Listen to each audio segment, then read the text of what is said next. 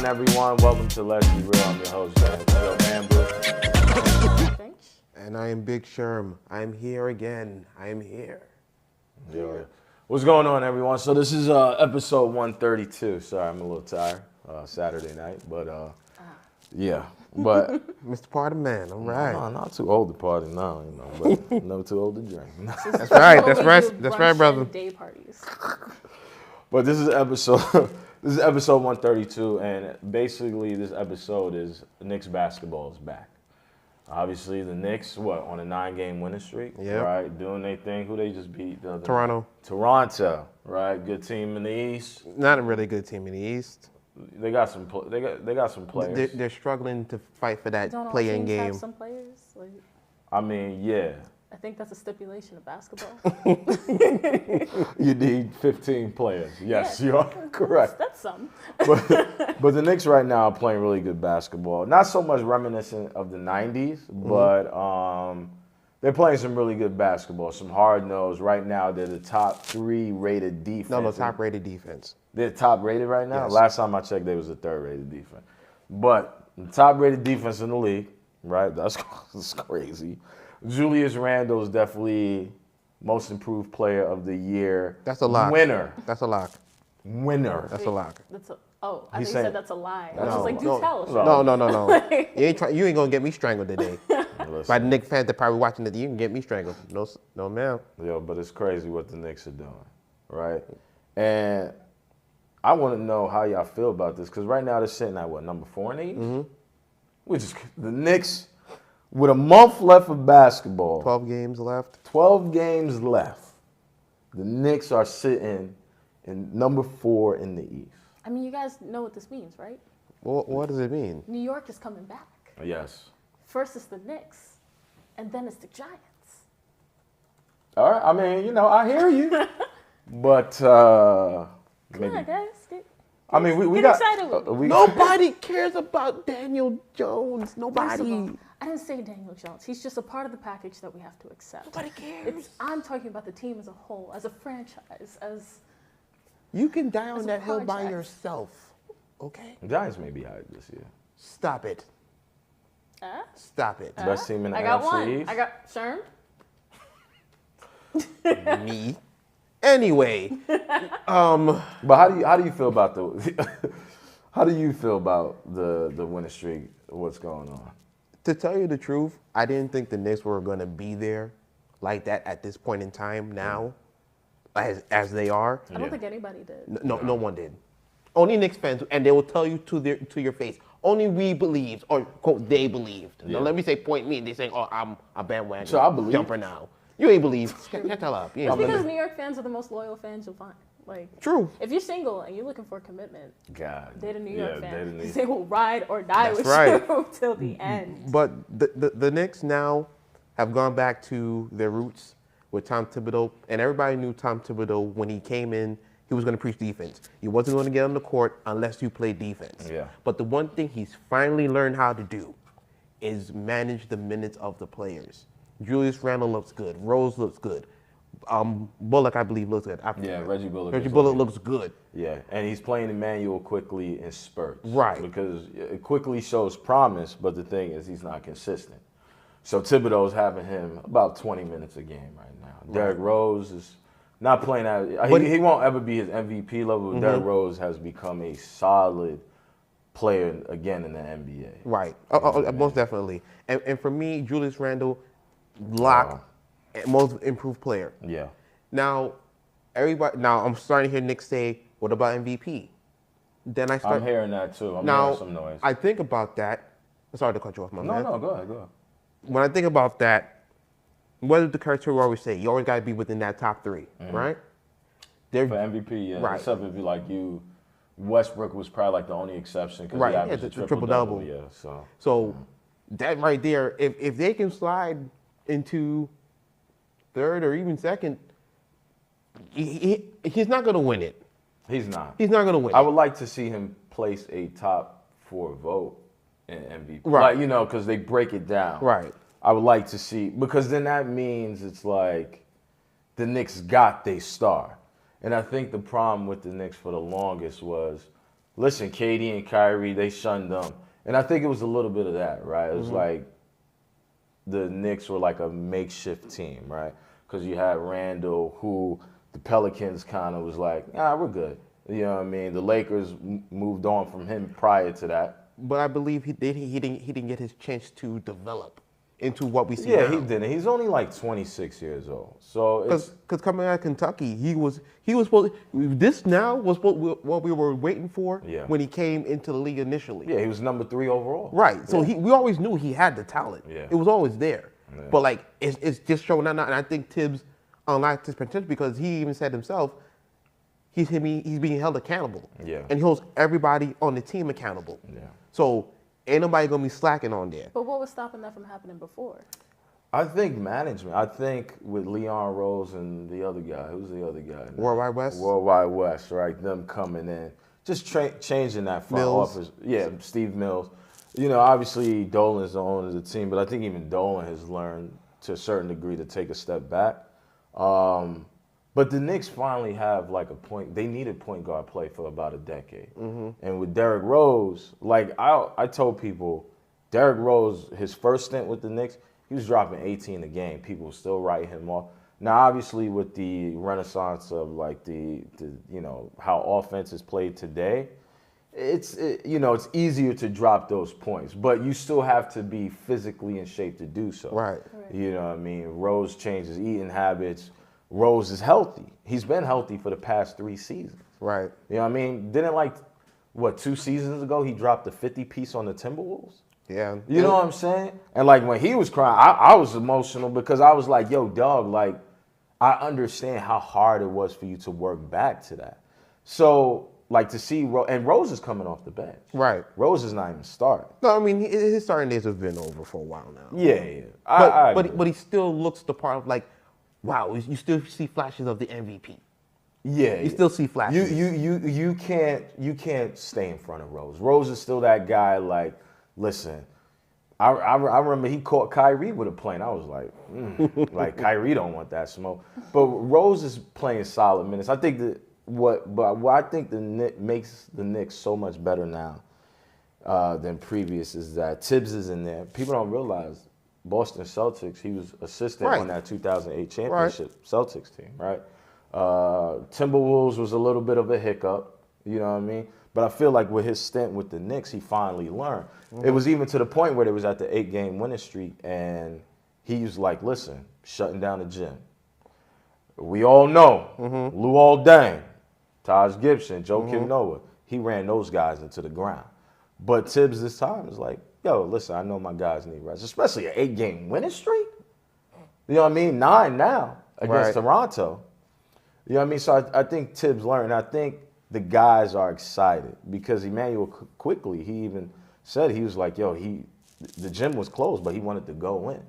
Right? And then now you have Julius Randle. Julius Randle was averaging 24, 10, and 6. Right? Those are impressive numbers. I'm a Laker fan. So when Julius Randle was drafted by the Lakers, I felt like he was supposed to be that poor man's LeBron because he could do a little bit of everything. That, obviously not as finesse as LeBron, but like you knew the potential. He was like a 6'9", 260-pound left-handed player, and like I always knew that Randle could be good, and he was good on the Pelicans, but you know, things happen. But Randle is undoubtedly the Knicks leader, right? And one of the things that I like Randle has done with the Knicks is that, and this was based off his time with Kobe, like his brief stint with Kobe. He played about 101 games with Kobe before Kobe retired. Right. And Kobe told him, he was like, hey, listen, anytime you land in a city, you make sure you get shots up, no matter how tired you are or how inconvenient it may be. You get these shots up, right? So Randle did this. He started doing this when they played against the Pistons, right? Early in the season, got to the gym, got off the plane late.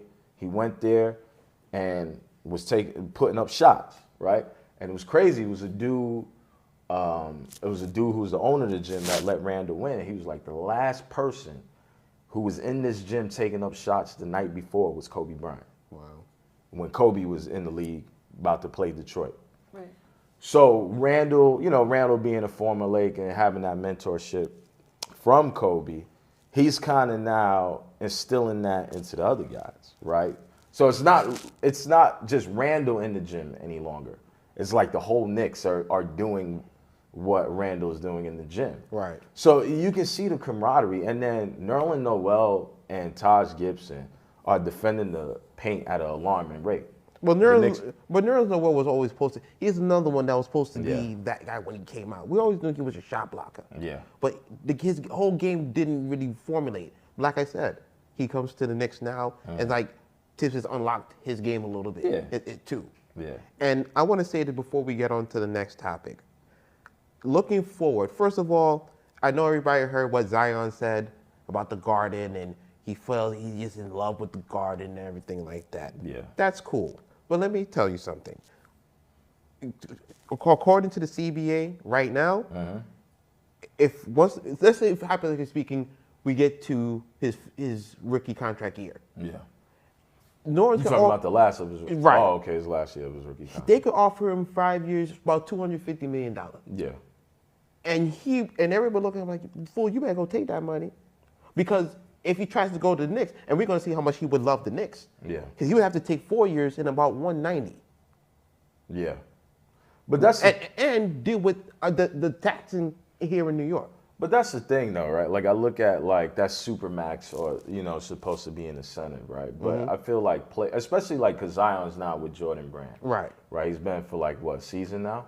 And, like, the Pelicans ain't doing so well. And the Pelicans, they've always have this stout talent, but it never comes together, right? And listen, Zion Man played for the Knicks. Right. R.J. Barrett. Right. And R.J. Barrett is having a sophomore season, especially in the second half of games, where he's doubling his average of 5 points. Like, he'll drop like 5 in the first, and then he'll come out in the second half and drop 15. That's definitely helping. That development of R.J. Barrett is definitely helping, what's his name, Julius Randle, the Knicks. Because literally he's your second best scorer. Right? And then with the help of, sometimes Derrick Rose is the top scorer of the game, and Emmanuel quickly come off the bench and drop 20. Right? So who's to say for Zion? We may start something in Knicks fandom that they may get hyped because Zion is an efficient scorer. Would he want to play with his man and come over here? Because right now the Knicks is sitting at $29 million in cap space. Right. You know what I'm saying? Like, the Knicks got the cap space to bring somebody in. Also, and I'm glad you said that. Yeah. Because coming up, Kawhi Leonard's contract is coming up. I feel, and you know how I feel about these predictions. Yo, you was right on a couple of them, so I ain't even going to deny you no more. I was just having a thought. Yeah. The Clippers need picks. The Knicks have picks. The Knicks have a lot of picks. I can see this going two ways. Yeah. The Clippers say, okay, we're going to sign and trade for Kawhi. You give us some of the first-round picks you have. Or you lose Kawhi for nothing, and the Knicks can sign Kawhi outright and lose absolutely nothing. Yeah. And then you ask yourself, is Kawhi enough to say, are the Knicks are the Knicks going to be a championship contender if they do this and still have money left over and the draft picks left over as ammunition for trading? Yeah. It's just a thought I had. I mean, you might be right. The only thing I would see the Clippers do more of a sign and trade. I don't see Kawhi going to the Knicks. It would be great, but Kawhi being on the Knicks doesn't automatically make them championship team. Contenders, yeah. But now you're saying already, they're the number one rated defense. He comes in, he's already a two-time defensive player of the year. Yeah. And he lacks structure. Yeah. Tibbs is structure. He comes from a structure pedigree, but being with the Spurs. And Tibbs is not as hard as he used to be. I think that's the important right. thing, right? He'll be a Jimmy Butler supreme, if you think about it. Because on Chicago, Jimmy Butler was a defensive stopper. He was. But he wasn't able to score yet, like he is doing now. Well, that's tiring, playing both ends of the court. I don't like that. But Kawhi can do it. Yeah. But with ease. With ease. I got to see so that's an interesting thing, and I think that's something for later episodes, because I'm interested to see, with the Knicks having that cap space, who's the available free agents that, I mean, I know people was going for Giannis, but, obviously No, Giannis that's- signed. But Kawhi would be interesting because he's on that 2+1, contract where he could opt out early. But the Knicks are interesting, man. And listen, I haven't watched. It's like the regular season has kind of just been like, Yeah. you know what I mean? You don't really care. But the two main stories for the regular season has been Steph Curry and what he's been doing, and Knicks basketball. And with the Brooklyn Nets, I just felt like the Knicks felt that as a slight because they just a town over, right? And you have this big three, and then you get Blake Griffin, and then you get LaMarcus Aldridge. Now LaMarcus is gone, obviously, but I think the Knicks took that as a slight, and they just put their head down. They play that grind-nosed basketball. The crazy thing about Julius Randle, he has the second most isolation points in the league. So he's really, I love isolation because Kobe's an isolation guy. So Julius Randle it's not like he's being set up. You know what I mean? Obviously they're running plays for him, but he's taken a lot of points off of isolation alone. But he's been a very good isolation player to begin with. Yeah. Like I said, it hasn't been unlocked yet until now. I think it's unlocked now, boy. Right. That boy dangerous. But Knicks basketball is back, and I'm super glad. And I will be watching more Knicks games. My final prediction for the season for the Knicks Yeah. is because they're the number one rated defense, I can see them getting at least to the second round and then getting bounced. That's okay. That's right. Because they're number 4, so they would play the 5th seed. They'll play the 1 seed. No, number 4. They're number 4. 4. I'm saying they're going to beat the 5 seed. Okay. Who's the 5th seed right now? If it's Miami, I don't know, but I don't know. I haven't watched. you got the computer here, but It's all right. I know. All right. It's just for show. It's not. Oh, wow, just for show now. No. But It's no. actually just the case. Yeah. No, I'm really excited, interested in Knicks basketball. I will be going to bars and watch games, right? Because I am from New York, even though I live somewhere else now. But whatever. So next topic is, let's talk about, what's up with your man? So, What? Who man? Who are you talking about? your man. Who? KD. Listen, again, what you and KD have is a love-hate relationship that he don't even know about. Listen, he's not supposed to know about me, but you know what's gonna happen if I have a Twitter account, or if I use LBRS Twitter account and I say some shit about KD, he's gonna spend half his fucking day fucking commenting on my shit or going back and forth Listen, with me. KD made a mistake that we're all guilty of making. Yep. He makes that mistake every day. He was tweeting on the wrong account. He forgot to log into his burner account, and he tweeted from his official account, and he liked the wrong post. Let me see. Let me. We've all done that once or twice. Yeah. I mean, I'm not a Twitter guy. I do have a Twitter. I barely use it. See, that's your burner account.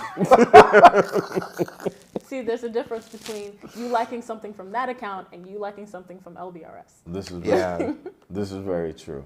So let me see if I could bring up the post that KD liked. So it's actually a 2-part KD because it's like he named his top 5 players and then he left out a certain MVP. And that was ridiculous to me because that was the player he had the longest tenure with. Again, I told you, when you play with Russ, he feels like he wasn't playing with a guy who was trying to play team ball. And I understand that. That was his gripe. I understand that. All the other players he named, he's played team ball, and he's played with James Harden the longest, in theory. And no, he actually has. Has he? Yes, he was there with OKC. Remember? No, but you remember James was traded. He was traded, but he still has that rapport from that time. Yeah, you don't forget that. But you forget about the dude you rocked out with for 8 seasons. Hey, listen. And cried on the podium, and when you got your MVP and said Russ was your brother.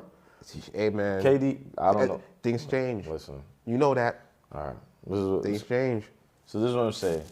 It said, okay, so this was the tweet that he liked. He said, so it started with LeBron, obviously, because he's the face of the league. So it says, with all due respect, you can't tell me LeBron doesn't bring the Warriors to the playoffs. So they're talking about the Warriors this season. Mm-hmm. And then it's like, okay, so then it goes into Kevin Durant. It says, Kevin Durant was better than Steph Curry both those years.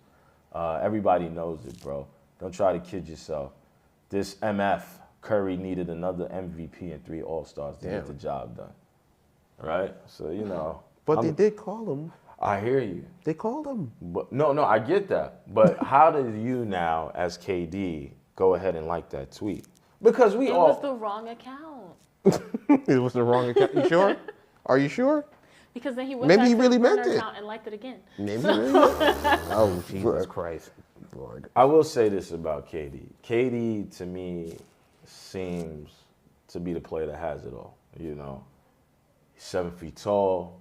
He shoot off the dribble, spot up, plays really good defense. Has an Achilles injury. He's dealing with some other injuries now. But I look at this, a guy who's been so successful at the game of basketball. You know, I don't even understand his interaction with people on Twitter.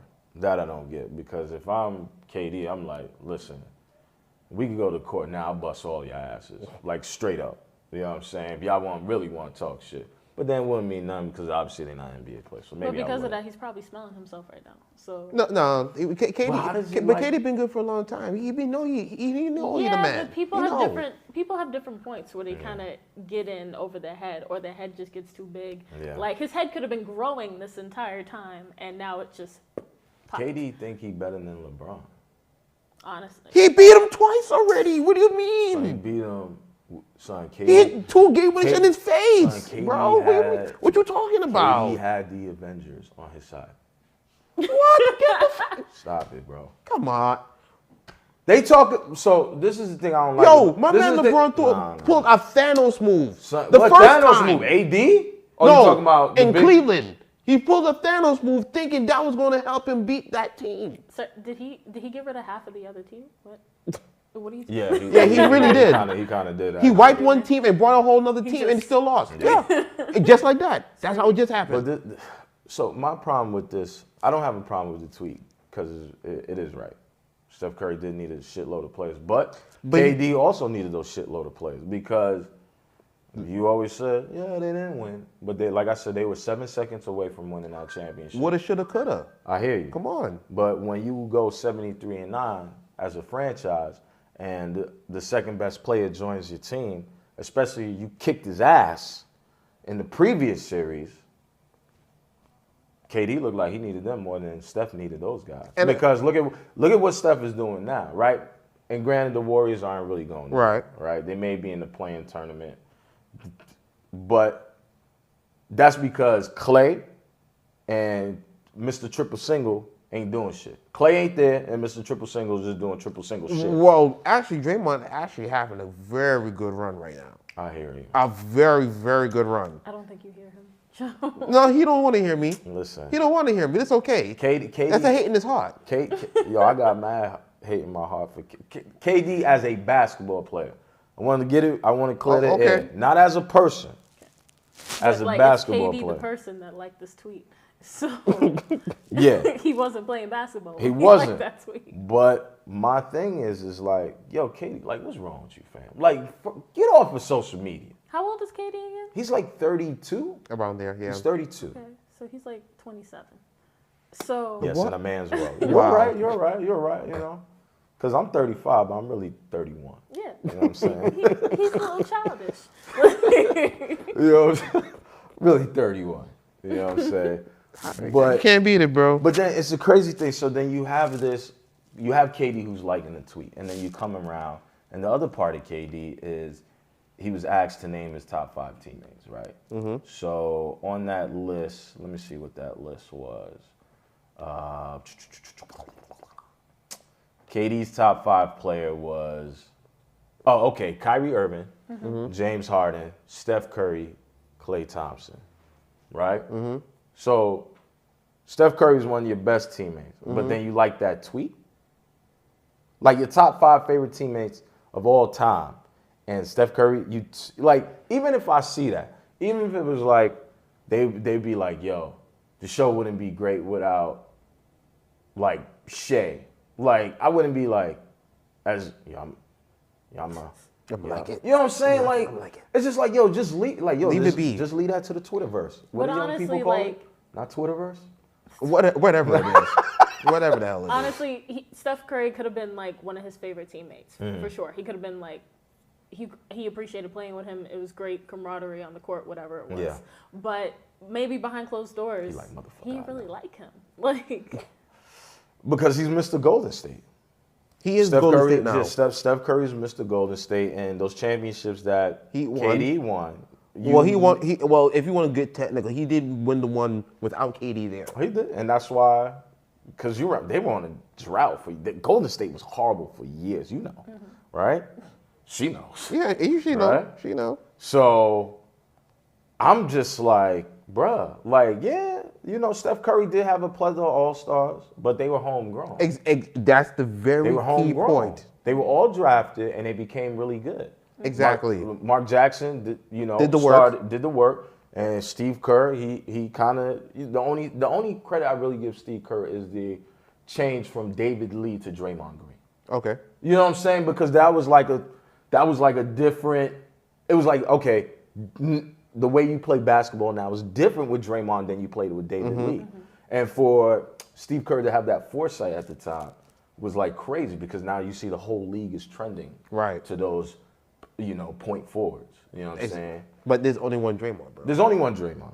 that's one thing I can appreciate though, a team that like puts in the work from the ground up versus like a team that's just put together like, oh, just grab all these stars and throw them in a pile and let them win a game. That's not exciting. That's not interesting. That doesn't get me like I'm from interested in what Brooklyn. this team is gonna do. Yeah.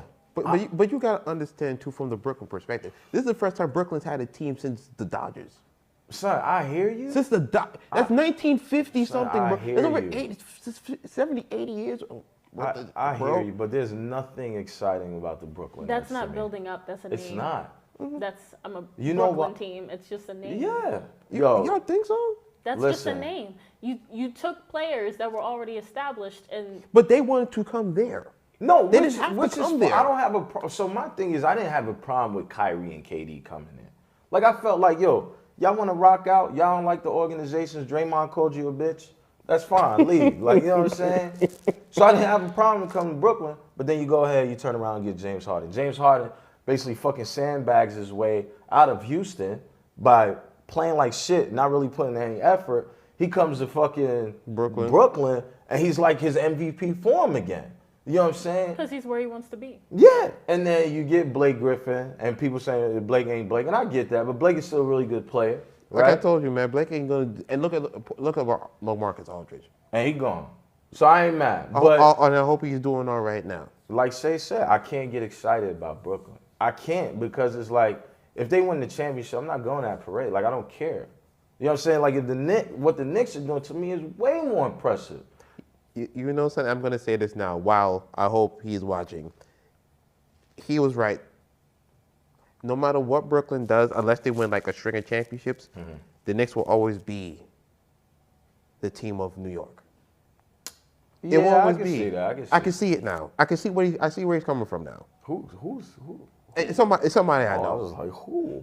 He know. Yeah. He know who He watching right now. He's we don't watching. need to know. Yeah, he yeah, knows. he knows. He watching.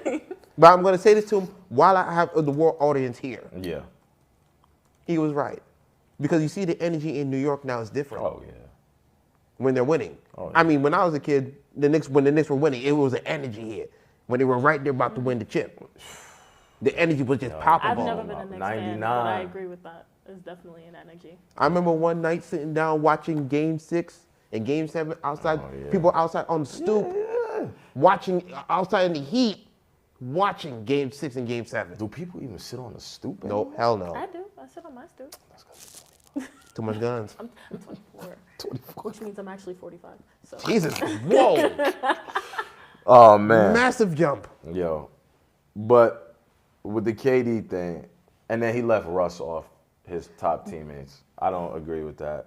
You rode with that dude for 8 years. That's like me. who knows what's going on behind closed doors? I hear you, but that's like me going somewhere, or any of us going somewhere else, and it's like, yo, who's your best co-host? And I leave you guys off, and I'm working. You know what I'm saying? And it's just like, nah, like, yo, like, But would you? y'all my guys. But would you? I wouldn't though.